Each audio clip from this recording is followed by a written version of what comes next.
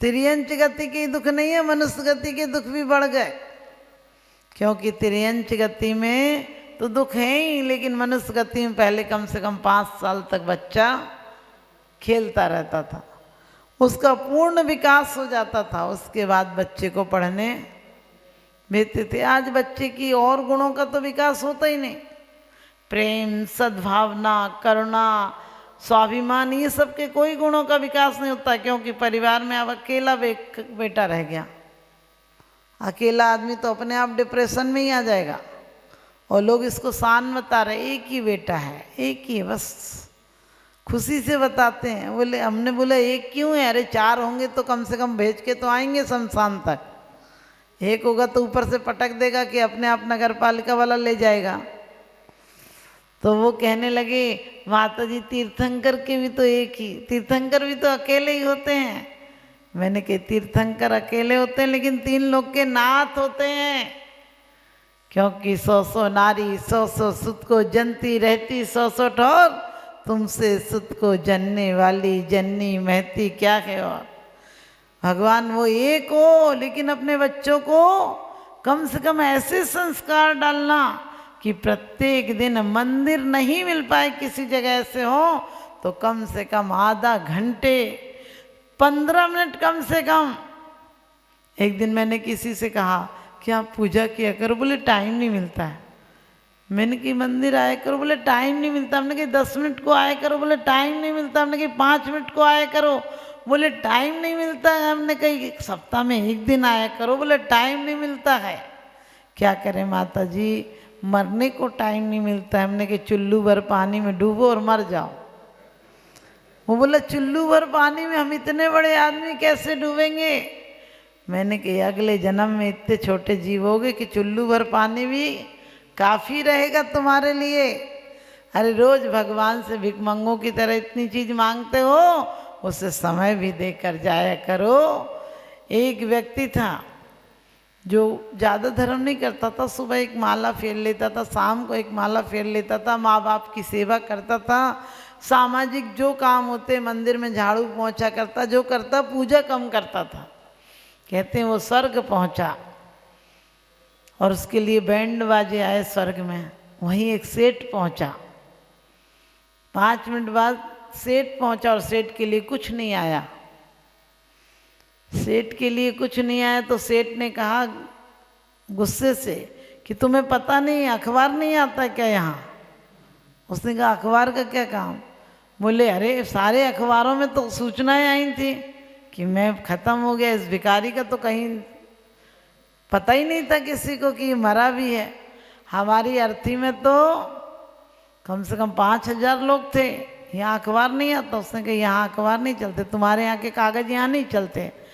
तो फिर उसने कहा कि इसने तो आज तक कुछ दान पुण्य नहीं किया, ना टाइम देता था ना कुछ करता था। मैंने तो कई पंच कल्याणक कराए, कई मूर्तियाँ रखी। तो बोले ठीक है। बोले अभी तक कितना दान दिया तुमने? बोले दान तो पता नहीं, लेकिन बोले गरीबों को कुछ दिया, व्रतियों को दिया, किसी की सहायता की। बोले 3 रुपया दिए। 3 रुपया दिए। मुझे याद है मैंने एक बार एक व्यक्ति को 3 रुपये दिए थे, इसके अलावा कुछ नहीं दिया। तो कहते हैं वहाँ पूछा गया कि इसको क्या किया जाए, इसने 3 रुपये दिए। तो कहते हैं ये घमंडी यहाँ रहेगा तो स्वर्ग को नरक बना देगा, इसे नरक में भेज दो, इसे ब्याज से 3 रुपया वापस कर दो। 3 रुपये के 4 रुपये दे दो, लेकिन इसे नरक भेज दो, वरना स्वर्ग में भी नरक पैदा कर देगा। आते ही कह रहे हैं कि ये क्यों, इसको तो कुछ नहीं करता था, मैं इतना करता था, यहाँ आएगा तो लड़ाई झगड़े पैदा कर देगा। हम भी ऐसे ही हैं, जहाँ जाते हैं वही नरक पैदा कर देते हैं।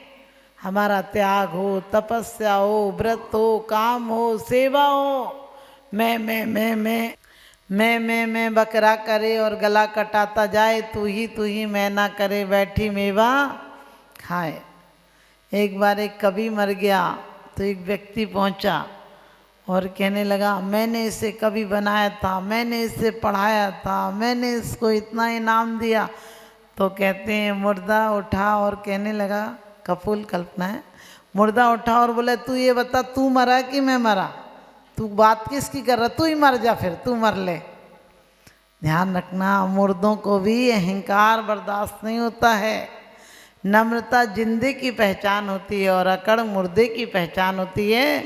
तो हम दुनिया की विपत्तियां देख रहे हैं, इतने लोग कोरोना में मर गए, इतने लोग एक्सीडेंट में मर गए, इतने लोग बीमारी से मर गए। कभी क्यों नहीं सोचते हो एक दिन मेरा नंबर भी उसी में आने वाला है?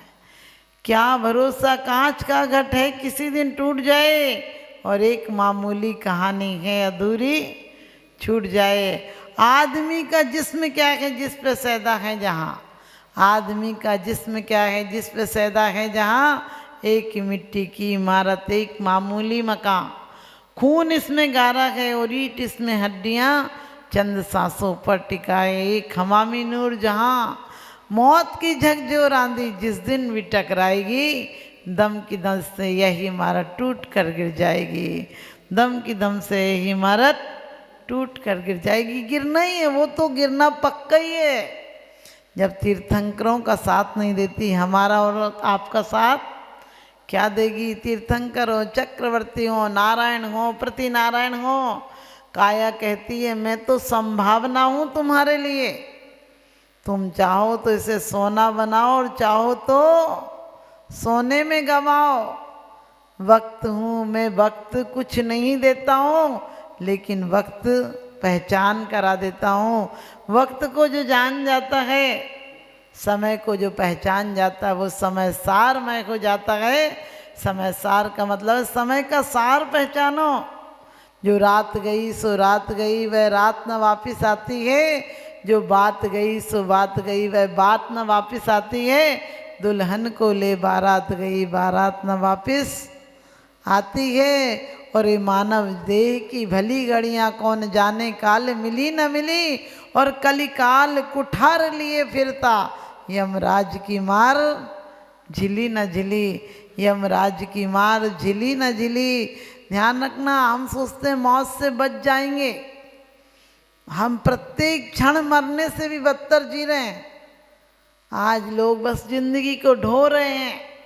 मंदिर में तो औपचारिकता रूप में आ रहे हैं और मंदिर में भी घर मांगने के लिए आ रहे हैं। हम मंदिर भी आते हैं तो संसार मांगने चले आते हैं।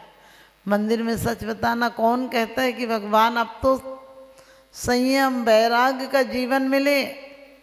यदि कोई वैराग्य की बातें करे, बोले तुम भी कहाँ की बोरियत वाली बातें लेके बैठ गए।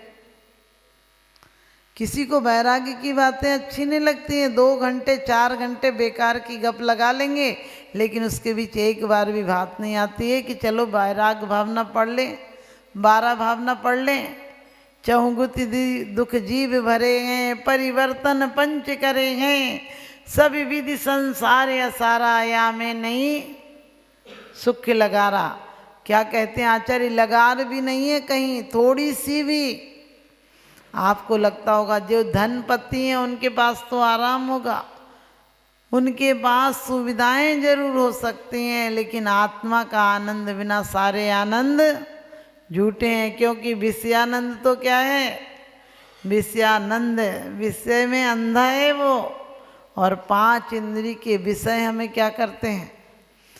देखने में सुंदर लगते हैं कि सुख देंगे, लेकिन सुख देते नहीं है। ये बात अलग है, हम आज तक आनंद को जानते ही नहीं है। कोई देखो, कोई पार्टी होती है, किसी के यहाँ जाना हो तो आप कैसे जाते हो, और मंदिर आते हो तो कैसे आते हो? वहाँ पर नहीं मन करे तब भी मुस्कुराते हो, और यहाँ मुरझाए मुरझाए से चले आते हो। लोग कहते क्या करें, नियम लिया है तो पूरा करना। हमने कहा ये कोई सजा है क्या पूरी करनी है? अरे ये सजा नहीं है तो तुम्हारा अहो भाग्य है जो तुम आ पा रहे हो। कितने कम लोग होंगे दुनिया में, हजारों करोड़ों जैनी होंगे, उसमें से कितने से जैनी आ रहे हैं? बहुत कम जैनी मंदिर आ रहे हैं, और जो आ रहे हैं उसमें वो में कौन अपने आप को अनुभव करके जा रहे हैं कि मेरा स्वरूप भी परमात्मा जैसा है। अगर अब भी नहीं चेते तो मिट जाएंगे दुनिया से, हमारी दास्ता भी ना होगी दास्तानों में। हम जैनियों का एक आचरण था कि कहीं लोटा डोर देख के लोग कहते थे जैन साहब हैं।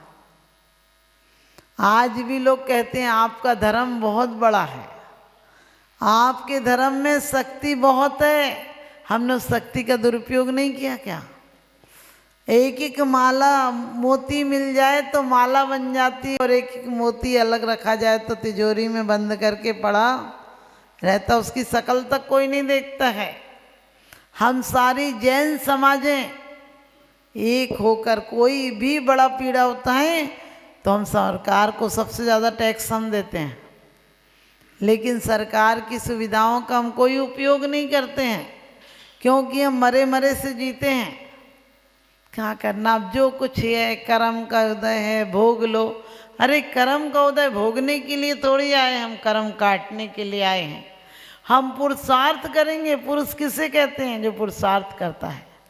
तो कहा है हम विपत्तियों को देखकर हार नहीं मानेंगे, हम विपत्तियों को हरा कर जाएंगे। एक नहीं कितनी बड़ी बड़ी आपत्ति आई, बड़ा समाधि मरण पड़ना, हमारे पर कौन दुख है? उसमें ही कहते तो तुम रे जिए कौन दुख है, मृत्यु महोत्सव भारी। मृत्यु में मौका देती है, हम जन्म महोत्सव मनाते हैं। जन्म के दोनों तरफ मौत होती है, मौत से गुजर कर जन्म आता है और जन्म के बाद फिर मौत ही मिलती है। लेकिन मौत कैसी है? मौत कितनी वफादार है, जन्म देती है और जन्म के बाद ही आती है। दोनों तरफ मौत के जन्म है और जन्म के दोनों तरफ मौत है। लेकिन जन्म को हम जन्म कल्याणक बनाएंगे, अब और जन्म नहीं चाहिए, आएंगे तो आखिरी बार आएंगे, ऐसा पुरुषार्थ करके जाएंगे। और वो पुरुषार्थ बाहर से कुछ नहीं करना है, अच्छी जिंदगी जीना है। लोग कई कई बार गुटखा खाते हैं तो उसी में उन्हें आनंद आ रहा है। देख रहे हैं गुटखे से इतनी खतरनाक बीमारियां हुई हैं, फिर भी शौक से खा रहे। कोई कहे छूटता नहीं जी, अरे छोड़ो, वरना यही बीमारियों का सामना हमें और आपको करना पड़ेगा। चेहरे पर कई बार क्रीम से कितनी तरह की एलर्जी हो जाती है, फिर भी लगाएंगे उसी को। सोच कर देखो, लिपस्टिक बनती है, बहुत सारी लिपस्टिकें तो सिर्फ गलत चीज़ों से बनती हैं, उसके बाद भी आप होंठों पे लगा लेते, फिर कहते हैं हम शुद्ध शाकाहारी।